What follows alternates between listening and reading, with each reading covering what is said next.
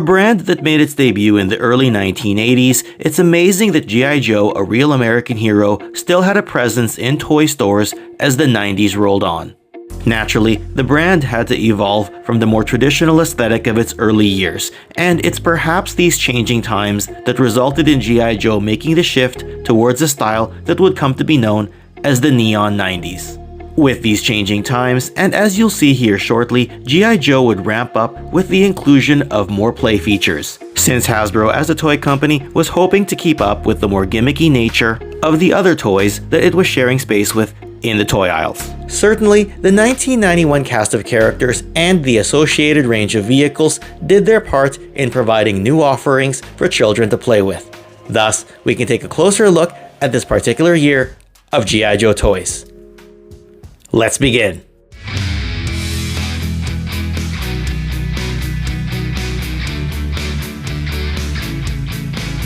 While it's important to go through the various G.I. Joe toys that we got in 1991, it's equally as important to have a look at the rest of the landscape in the toy industry during this year. Even though G.I. Joe was at its peak during the years of 1986 and 1987, it bottomed out in 1990, dropping to $65 million in sales during that period. However, 1991 would see a slight uptick, with sales reaching over $70 million again.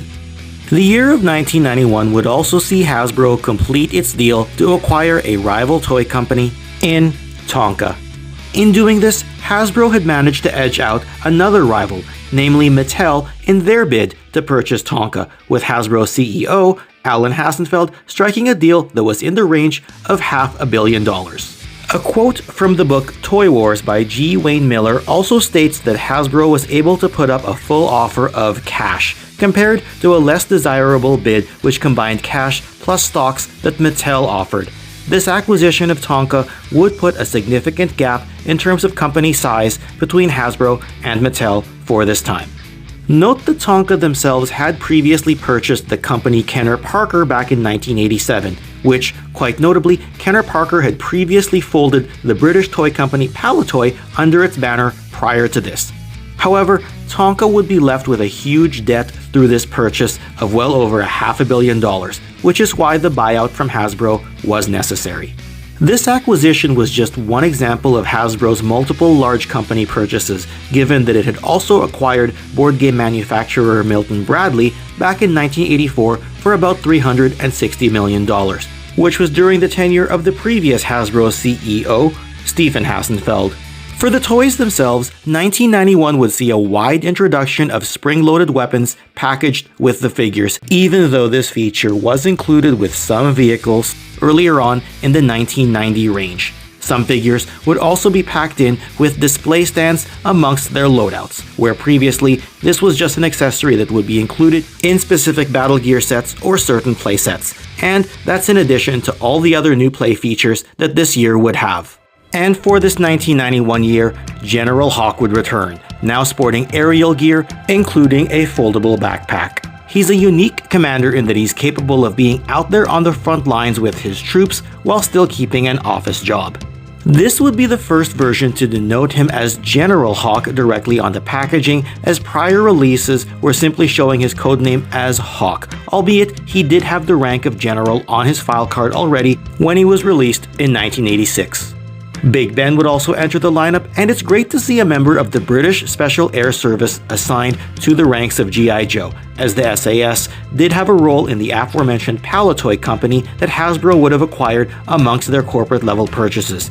Namely, Palitoy had in prior years represented the SAS both in their 12-inch Action Man line as well as in their own 3 3/4-inch scaled toy line, Action Force. And since we're on the topic of international characters already, here's Red Star. While the Oktober Guard team already had prior representation in the Marvel Comics by Larry Hama, as well as in the G.I. Joe cartoon series, the Oktober Guard's official introduction into the G.I. Joe toy line was indeed with the Ukrainian captain, Red Star. Red Star has the distinction as well of being initially released on a Cobra card with the red backing, and like the Cobras of this range, he had a Cobra emblem and text on his bio. This was done as an error, so Hasbro covered the Cobra logo and writing with the G.I. Joe sticker, and eventually he'd be released properly on a blue card with the file card fully corrected.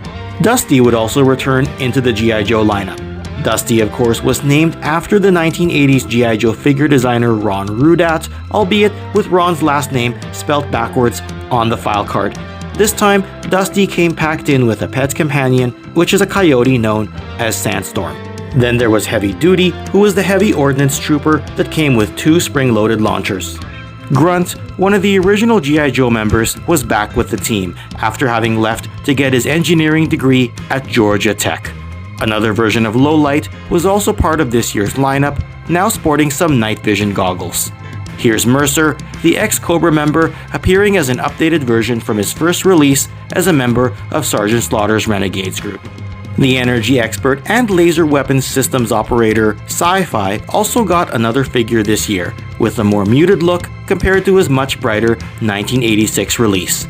G.I. Joe icon Snake Eyes got one of his more colorful looks this year, with this being known as his version 4 appearance. As always, he's the Ninja Commando who's probably known as the most feared member of the Joe lineup. And then there's the Navy SEAL Tracker, who among the more playable figures this year came with an inflatable raft within his loadout. Tracker is listed as Christopher Groen on his file card, thus being named after the brother of G.I. Joe designer Kurt Groen. A mail-away version of Lifeline was available through specially marked packages of Kellogg's Rice Krispies. This cereal offer also included options to get My Little Pony or Weebles items. And of note, while Lifeline aesthetically is very similar to his original 1986 carded appearance, this one didn't come with any actual weapons, nor the gun and holster that was originally on his leg in the first release, thus showing his true nature as a pacifist. The lineup for Cobra the Enemy in 1991 consisted of a lot of army builder options. For the carded range, we got a second version of the Battle Android Trooper, or BATS. While it came with less attachments than the original 1986 version, it did have a spring-firing launcher that could also be tabbed onto its back. The Crimson Guard Immortal seems to be the next evolution of the original Crimson Guard, with its more armored look, and coming with a full loadout including a bunch of missiles, among other armaments.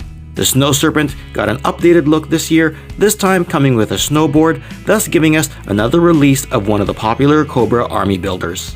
The fire-resistant specialists known as the Incinerators served as the flamethrowers amongst the Cobra ranks, and came with a catapult as its play feature. And then there was the Desert Scorpion, which is said to be a Cobra assignment that's really more of a punishment for undermotivated troops. As the enemy Desert Trooper, these literally came with a Scorpion accessory. And since we got a new version of the G.I. Joe leader in General Hawk this year, one could say it only makes sense that we also got another release of the Cobra enemy leader, Cobra Commander. Sporting his traditional blue colors, this one came with a translucent mask, and interestingly, actually had a face behind the mask this time, unlike the earlier releases. Of note, some variants came with eyebrows painted on, while others did not. And perhaps to capitalize on other environmentally themed shows at the time, G.I. Joe added the brightly dressed, color-changing Eco-Warriors subgrouping to their lineup this year. Joe and Cobra color-change Eco-Warriors and Septic Tank sold separately. Firstly, we can talk about Flint, who's making his third appearance into the G.I. Joe lineup, now as leader of the G.I. Joe Eco-Warriors. And joining this brightly colored team of heroes also is Clean Sweep, a chemical operations specialist. And we also had Ozone, an environmental health specialist who's named after G.I. Joe designer Dave Kunitz. The villain side had Cesspool, notable for his disfigured look, albeit his name and likeness were also taken from Hasbro's Vinny DeLeva. There was the Sludge Viper, who's a hazardous waste trooper, and we also had a revised version of the Toxo Viper, used for working in hostile environmental conditions. And for the Eco-Warrior themed vehicles, we got the Septic Tank this year, which uses some parts from the original 1983 His Tank. And another subgroup making its debut this year would be the electronic-featured Sonic Fighters. Sonic Fighters! Only G.I. Joe Sonic Fighters come with an electronic backpack! The Sonic Fighters were known for their large, sound-making backpacks. Law would return this year, albeit without his dog Order from the previous 1987 release. Again, Law takes on the likeness of Hasbro's Kirk Bazigian. Also joining would be revised versions of other fan favorites like Dial Tone, as well as Dodger, who's returning from his previous Battle Force 2000 appearance. And we also had Tunnel Rat, who, like Law, was one of the rawhides from the 1987 animated film. The helicopter known as the Desert Apache would be the Sonic Fighters vehicle this year. There was also an electronic battle gear set, which allowed kids to wear combat gear and emulate the Sonic Fighters. On the Cobra side, we got another version of the Viper, as well as the Lampreys, who had previously been the vehicle driver of the Cobra Hydrofoil. It's also worth mentioning that the Sonic Fighters were at one point thought of in the G.I. Joe fanbase as a 1990 release, with the follow-up Super Sonic Fighters thought of as the 1991 release. However, various research and ongoing archiving by G.I. Joe experts have found evidence that the initial Sonic Fighter releases, namely the 6 characters we're talking about now, are from 1991, with the Super Sonic Fighters being a 1992 release. This is all part of the fluid nature when it comes to archiving. One example would be when it was once thought that Starduster was a 1987 figure. Later evidence showed that he may have debuted as early as 1985, and note that he was in the 1985 segment of this Toy Connections history video series. However, later evidence showed more definitive proof that he was actually a 1986 release. All that's to say, don't be surprised if figures or vehicles get shifted around in future years. We're just going with the best information we have at the time.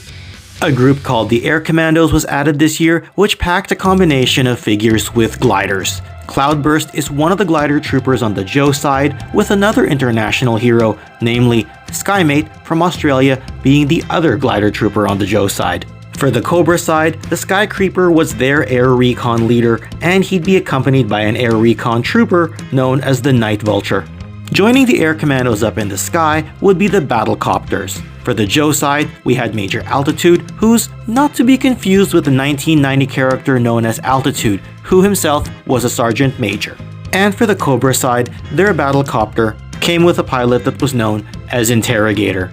The more standard G.I. Joe vehicle offerings in the 1991 range would include the attack cruiser with its multiple flying bombs. We also had the frontline attack jeep known as the Badger. The motorized battle wagon was a 4-wheel drive vehicle with its rapid fire cannon. And the Brawler was the tracked vehicle on the Joe side with a large cannon that sat behind twin missile launchers. Cobra would have a fast attack vehicle known as the Paralyzer, and then expanded its Arctic range with an assault carrier known as the Ice Saber. And to revisit the existing snow-themed vehicles, we got a mail-order release of the Cobra Wolf, which originally debuted in 1987. Do note the change to the black-colored missile rack and engine cover for the 1991 version of the Wolf when comparing them side by side. And even after 1991, we'd continue to see other re-releases via mail-away offer of some other classic G.I. Joe vehicles from previous years. We'd also get a set of micro-vehicles offered through special catalog booklets. Thus, the Mobat, APC, His Tank, Vamp Mark II, Striker, Warthog, Persuader, and Snowcat were available in these smaller versions. In this year, we'd also see some significant comic stories, such as the death of several Joes, some of which were at the hands of Cobra's Saw Viper. Additionally, tensions between Cobra Commander and Destro would ramp up, and we'd get the introduction of Ninja Force later on in the year. 1991 was also the year of the G.I. Joe Nintendo game, which was featured on the cover of the July 1991 Video Games and Computer Entertainment magazine. This would be one of several G.I. Joe games we'd get going forward. And on that subject, as far as video games are concerned, 1991 would also see the debut of Sonic the Hedgehog on the Sega Genesis. And quite notably, Capcom's Street Fighter II would hit the arcade this year, ahead of its release for home console gaming later on. This would be important for G.I. Joe, who would incorporate Street Fighter into its lineup in 1993. Attention amongst fans of the action genre would get a huge jolt with the blockbuster movie Terminator 2 in 1991, which of course had its own line of toys. Other hits like Robin Hood, Prince of Thieves would also get its time on the movie screen, along with its chart-topping song by Bryan Adams serving as its anthem. All of this and other noteworthy 1991 debuts would further divide the time amongst fans who traditionally made G.I. Joe a big part of their entertainment. And adjacent to all of this, famous G.I. Joe personality Sergeant Slaughter would win the WWF Championship at the Royal Rumble from defending champion Ultimate Warrior in January of 1991. He would drop the belt a couple of months later to Hulk Hogan at WrestleMania 7, and he'd also still compete in other high-profile matches throughout the year, such as the tag team main event at SummerSlam 91. Ultimately, 1991 can be remembered for many things amongst the pop culture landscape that G.I. Joe was a part of. By this point, some fans who got into Joes during the early 80s were aging out of buying the toys. However, many others would still be coming into the line, looking at it as one option amongst many during this period in time. While it's clear that many people associate G.I. Joe, a Real American Hero, as a predominantly 80s brand, there are more than a few good collectible gems that were part of this 1991 year. And this particular ongoing saga of G.I. Joe as far as toy history is concerned still has a ways to go, as we'd see a further uptick in sales for G.I. Joe when 1992 rolled around. All that's to say that our favorite Real American heroes still had something left in the tank as the 90s marched on. And if you happen to like this video, don't go anywhere just yet. I'm gonna put another G.I. Joe related history video that you can click on right over here, or to have a look at my personal toy collection, you can have a look at this video right over here. And with that, yo Joe, and I'll see y'all next time. Thanks for watching, and take care.